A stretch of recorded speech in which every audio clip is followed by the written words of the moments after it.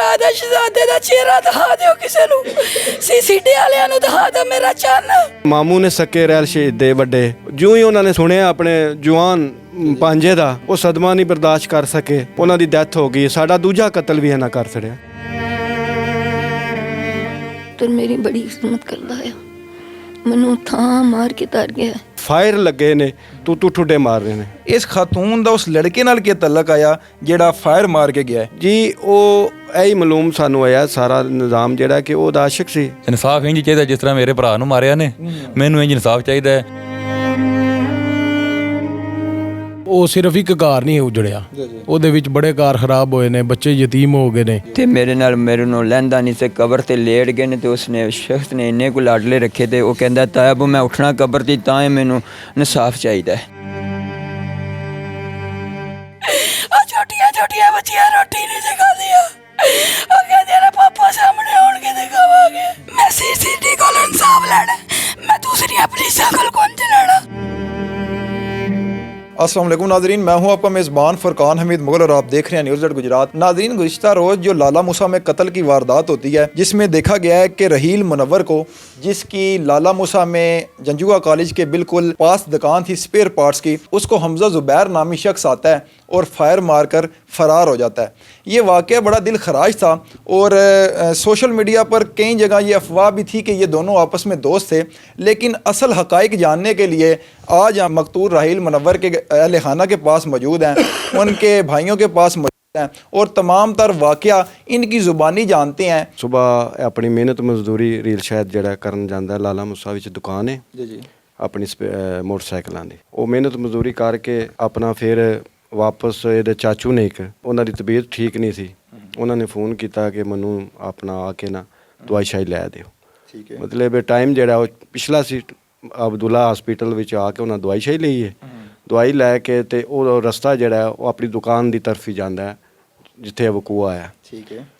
ਉਹ ਜਿਸ ਵੇਲੇ ਉਸ ਰੋਡ ਤੇ ਆਇਆ ਤੇ ਅੱਗੇ ਜਿਹੜੇ ਨੇ ਮੁਲਜ਼ਮ ਹਮਜ਼ਾ ਤੇ ਇੱਕ ਕਾਰੀ, ਇਹ ਤਿੰਨ ਨਾਮ ਮਾਲੂਮ ਨੇ, ਅਗਰ ਸਾਹਮਣੇ ਆਏ ਤੇ ਅਸੀਂ ਪਛਾਣ ਲਾਂਦੇ। ਉਹਨਾਂ ਨੇ ਥੜਾ ਦਿੱਤੇ ਅਸੀਂ, जी ਉਹਨਾਂ ਨੇ ਉਹ ਰੀਲ ਸ਼ਾਇਦ ਨੂੰ ਗੱਡੀ 'ਚੋਂ ਜਿਹੜਾ ਕੱਢ ਲਿਆ, ਕੱਢ ਕੇ ਗੱਲਬਾਤ ਕਰਦਿਆਂ ਤੂੰ ਤਕਰਾਰ ਕਰਕੇ ਉਹਨਾਂ ਨੂੰ ਤੱਫੇ ਮਾਰਨ ਲੱਗ ਪਏ ਨੇ।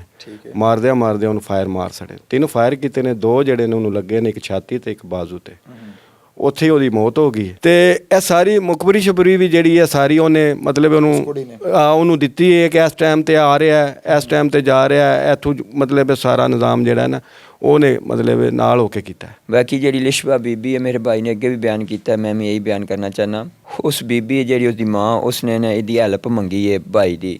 ठीक है। ਵਾਰੀਲਸ ਮੈਨੂੰ ਇਹ ਤੰਗ ਕਰਦਾ ਪਿਆ, ਮੈਂ ਇਹਨਾਂ ਨੂੰ ਜਾਣਦੀ, ਮੈਨੂੰ ਥੋੜ੍ਹਾ ਇਹਦਾ ਨਾ ਪਤਾ ਕਰਕੇ ਦੱਸ, ਅਗਰ ਜੇ ਮਸਲੇ ਨਾਲ ਇਸ਼ਕ ਹੋ ਗਿਆ ਤੇ ਮੈਂ ਇਹਦਾ ਪਤਾ ਲੱਗੇ ਤੇ ਮੈਂ ਇਹਦਾ ਰਿਸ਼ਤਾ ਕਰ ਦਿਆਂ। ਜਿਵੇਂ ਰੀਲ ਸ਼ਾਇਦ ਨੇ ਪਤਾ ਕਰਵਾਇਆ ਸਾਰਾ, ਤੇ ਉਹ ਕਹਿੰਦਾ ਮਾਈ ਇਹ ਤੇ ਮਾਛੀ ਆਜ਼ਾਦ ਦਾ ਤੇ ਉਂਝ ਵੀ ਮਸਲਾ ਨਹੀਂ ਮੁੜਾ ਠੀਕ ਹੈ, ਤੇ ਤੁਸੀਂ ਜੇ ਮਸਲਨ ਕੋਈ ਕੁੜੀ ਨੂੰ ਰੋੜ ਨਹੀਂ ਹੈ ਤੇ ਆਪਣੀ ਮਰਜ਼ੀ ਕਰ ਲਓ, ਮੈਂ ਜੋ ਤੁਹਾਡਾ ਮੈਨੂੰ ਡਿਊਟੀ ਲਾਈ ਮੈਂ ਪੂਰੀ ਕਰ ਛੜੀ ਹੈ। ਇੰਨੀਆਂ ਗੱਲਾਂ ਕਰਦਾ ਪਿਆ ਤੇ ਕੁੜੀ ਬੈਰ ਦੀ ਸਾਈਡ ਤੇ ਸੁਣਦੀ ਹੈ ਵੀ ਕੁੜੀ ਨੇ ਜਿਵੇਂ ਗੱਲ ਸੁਣੀ ਹੈ ਤੇ ਕੁੜੀ ਨੇ ਉਹਨੂੰ ਫੋਨ ਕੀਤਾ ਉਸੇ ਟਾਈਮ ਆਪਣੇ ਆਸ਼ਿਕ ਨੂੰ। ਤੇਰੀ ਮੁਖਬਰੀ ਵਾਸਤੇ ਮੇਰੀ ਮਾਂ ਨੇ ਛੱਡਿਆ ਸੀ ਤੇ ਮੁਖਬਰੀ ਕਰਕੇ ਤੇ ਘਰ ਆਣ ਕੇ ਉਹ ਸਾਰੇ ਬਿਆਨ ਦਿੱਤੇ ਸੁੱਤੇ ਮੈਂ ਸੁਣ ਲੈਣੇ। ਮੈਂ ਤੁਹਾਨੂੰ ਦੱਸਣੀ ਆ ਵੀ ਤੂੰ ਜ਼ਾਤ ਦਾ ਮਾਛੀ ਤੇ ਕਹਿਣਾ ਮੈਂ ਬਾਟਾਂ। ਰਾਹੀਲ ਨੇ ਤੇ ਆਪਣੇ ਲੋਕ ਹਕੀਕਤ ਹੀ ਦੱਸੀ ਨਾ, ਜਾ ਉਹਨੇ ਕਿਸੇ ਧੀ ਦਾ ਘਰ ਬਚ ਜਾਵੇ, ਠੀਕ ਹੈ, ਬਸ ਜਾਏ। ਉਹਨੂੰ ਕਿਹਾ ਸੁਬਹ ਮੈਂ ਉਹ ਜਿਹੜੇ ਬਿਆਨ ਉਹ ਮਾਛੀ ਹੈ ਤੂੰ ਕਹਿਣਾ ਬਾਟੇ, ਤੇ ਰੀਲ ਬਣੇ ਆਣ ਕੇ ਸਾਨੂੰ ਦੱਸਿਆ ਤੇ ਤੁਸੀਂ ਮਾਛੀ ਹੋ। ਇਹ ਮੇਰੀ ਮਾਂ ਨੂੰ ਹਕੀਕਤ ਆਣ ਕੇ ਦੱਸ ਛੜੀ ਹੈ। ਉਹਨੇ ਅੱਗੋਂ ਬਿਆਨ ਦਿੱਤਾ ਕੁੜੀ ਨੂੰ ਮੈਂ ਉਹਦਾ ਬੰਦੋਬਸਤ ਕਰ ਲੈਣਾ। ਮੈਂ ਇੱਕ ਵਾਰ ਰੀਲ ਨੂੰ ਫੋਨ ਕੀਤਾ, ਰੀਲ ਦਾ ਨੰਬਰ ਨਹੀਂ ਲੱਗਾ, ਫਿਰ ਮੈਂ ਦੁਬਾਰਾ ਨੰਬਰ ਨਹੀਂ ਕੀਤਾ। ਜਿਸ ਟਾਈਮ ਮਗਰਬ ਦਾ ਟਾਈਮ ਹੋਇਆ, ਮੈਨੂੰ ਆਪਣੇ ਮੇਰੇ ਭਾਈ ਨੇ ਕਾਲ ਕੀਤੀ, ਛੋਟੇ ਨੇ। ਉਹ ਆਂਦਾ ਭਾ ਕਿੱਥੇ ਹੋ? ਮੈਂ ਕਿਹਾ ਮੈਂ ਆ ਰਿਹਾ। ਕਹਿੰਦਾ ਰੀਲ ਦੀ ਭੰਡੀ ਹੋ ਗਈ, ਰੀਲ ਨੂੰ ਇਸ ਤਰ੍ਹਾਂ ਫਾਇਰ ਲੱਗ ਗਿਆ। ਉਹ ਮੈਨੂੰ ਤਾਂ ਫਿਰ ਕੋਈ ਸਮਝ ਨਹੀਂ ਆਇਆ ਮੈਂ ਕਿੱਧਰ ਜਾਣਾ। ਫਿਰ ਮੈਂ ਸਿੱਧਾ ਅਜ਼ੀਜ਼ ਪੱਟੀ ਗਿਆ, ਮੈਨੂੰ ਅਜ਼ੀਜ਼ ਪੱਟੀ ਨਹੀਂ ਲੱਭਾ ਮੇਰਾ ਭਾਈ। ਫਿਰ ਮੈਂ ਇੱਥੇ ਉਹਨਾਂ ਦੱਸਿਆ ਕਿ ਠੀਕਰੀਆਂ ਆ ਜਾਓ। ਫਿਰ ਅਸੀਂ ਠੀਕਰੀਆਂ ਆ ਗਏ ਹਾਂ। ਉੱਥੇ ਮੇਰਾ ਭਾਈ ਮੈਨੂੰ ਵੇਖਿਆ ਤੇ ਮੇਰੇ ਕੋਲ ਨਹੀਂ ਬਰਦਾਸ਼ਤ ਹੋਇਆ ਗਿਆ। ਬਾਕੀ ਇਹਨਾਂ ਨੇ ਜੋ ਮੇਰੇ ਭਰਾ ਨਾਲ ਕੀਤਾ, ਮੈਨੂੰ ਇਨਸਾਫ ਚਾਹੀਦਾ। ਕੋਈ ਇਸ ਤਰ੍ਹਾਂ ਦਾ ਨਹੀਂ ਅੱਜ ਤੱਕ। ਮੈਂ ਆਪਣੇ ਭਰਾ ਨੂੰ ਤਕਰੀਬਨ 25 ਸਾਲ ਮੇਰੇ ਭਰਾ ਨੂੰ ਹੋ ਗਏ ਲਾਲੇ ਮੂਸੇ। ਉਹਦੀ ਉਮਰ 10-12 ਸਾਲ ਦੀ, ਮੈਂ ਛੱਡ ਕੇ ਤੇ ਲਾਲੇ ਮੂਸੇ ਛੱਡਿਆ। ਸਾਰੀ ਉਮਰ ਉਹਨੇ ਲਾਲੇ ਮੂਸੇ ਕੱਢੀ। ਲਾਲੇ ਮੂਸੇ 'ਚ ਕੋਈ ਬੰਦਾ ਵੀ ਆਖੇ ਕਿ ਰੀਅਲ ਇਸ ਤਰ੍ਹਾਂ ਸੀ, ਹਰ ਬੰਦਾ ਚੀਕਿਆ ਮੇਰੇ ਭਰਾ ਦੀ ਮੌਤ ਦਾ ਸੁਣ ਕੇ। दुकाना बंद, मार्केटा बंद। नाज़रीन, रहील की वालदा और हमशीरा भी मेरे साथ मौजूद हैं। अच्छा बाजी, मैनू दसियो कि तुहानू क्या लगता है कि इंसाफ का तकाजा किवें पूरा होएगा ते जिहड़ा तुहाडा बेकसूर भरा मारिया ने, इहदे हवाले नाल की अपील करना चाहोगे? मेरा शहजादा भरा बेकसूर मारिया ने, मैनू इंसाफ चाहिए। आ छोटिया छोटिया बच्चियां रोटी नहीं सिखादियां, कहदियां ने पापा सामने आउण के दिखावांगे। आए कोई बैठ किसी कोल पूछा ते सी लादा दिल किसे पाट दे। ऐ मेरा वीर मेरी जान सी जे, मेरा वीर मेरा शहजादा जे, मेरा इंसाफ ले दियो। जेड़ा इंसाफ लेके देगा दुआवा ही लेगा। अल्लाह दा वास्ता जे मैनू सीसीटी वाला मेरी अक्खां दे सामने लै दे, मैनू दिल नूं ठटक पै जे।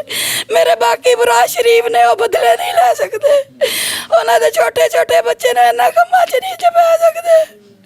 मैनू जेड़ा कोई पहुंच है, कोई सीसीडी है, कोई वज़ीर आज़म है, कोई वज़ीर आला है, अल्लाह दा नाम जे मैनू इंसाफ दो, तीना दिनां च लै दिओ। मेरे बच्चे भी रोटी खा लैण, उन्हां नूं इह ते पता लग जे ना साडे बाबा बेकसूर मारिया ने, ओ भी इस तरह च तड़पदे ने। खुदा दा नाम जे मैनू इंसाफ लै दिओ। जी तो नाजरीन, जैसा कि आपने रहील मुनव्वर के अहल खाना की बात सुनी, उनके भाइयों की बात सुनी, मुद्दई मुकदमा की बात सुनी, उनकी हमशीरा की और उनकी वालदा की भी बात सुनी। वो इस वक्त अपने बेटे की मौत से गम से निडाल हैं और उनके दिल में सिर्फ़ एक ही हसरत है कि मेरे बेटे के कातिल को जल्द से जल्द कैफरे किरदार तक पहुंचाया जाए। इस वाक़े का सदमा उनके मामू पर भी हुआ। भांजे के हवाले से उन्हें उससे इतनी मोहब्बत थी कि उसका सदमा ना बर्दाश्त कर सके और आज उनका भी जनाजा उनके गांव से उठा दिया गया। ये तमाम तर वाक़या आपने जाना कि रहील मुनव्वर कैसी तबीयत का मालिक था, कैसा इंसान था और किस हवाले से वो सारा वक़ुआ उन्होंने आपके गोश गुजार किया कि वो इसके अंदर आया और उसका मकसद सिर्फ़ किसी बेटी के सर पर दस्ते शफ़क़त का हाथ रखना था कि कल को किसी गलत ख़ानदान के हत्थे ना चढ़ जाए।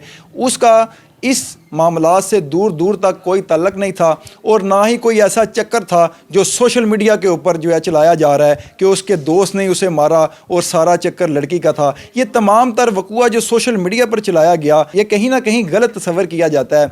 असल वक़ुआ आपने अहले खाना की ज़ुबानी सुना और इनका सिर्फ़ यही मुतालबा है वज़ीर आला पंजाब मरीम नवाज शरीफ से, IG पंजाब से, DPO गुजरात, SP इन्वेस्टिगेशन महर रियाज नियाज साहब से और CCD के आला अफसरान से कि जैसे वो इंसाफ के तकाज़े पूरे करते हैं और मुल्ज़मान को कैफरे किरदार तक अगले दिन ही पहुंचा देते हैं, ऐसे ही CCD इस केस में मुलव्विस हो और हमारे मुल्ज़मान को जो कि असला लहराते हुए चौक के ऊपर हमारे नौजवान बेटे को मार कर फरार हो गए और शहर में एक दहशत का माहौल जो है वो बना दिया। उनको कैफरे किरदार तक पहुंचाना बड़ा ही ज़रूरी है, नहीं तो आने वाली जान किसी और माँ के लाल की भी हो सकती है।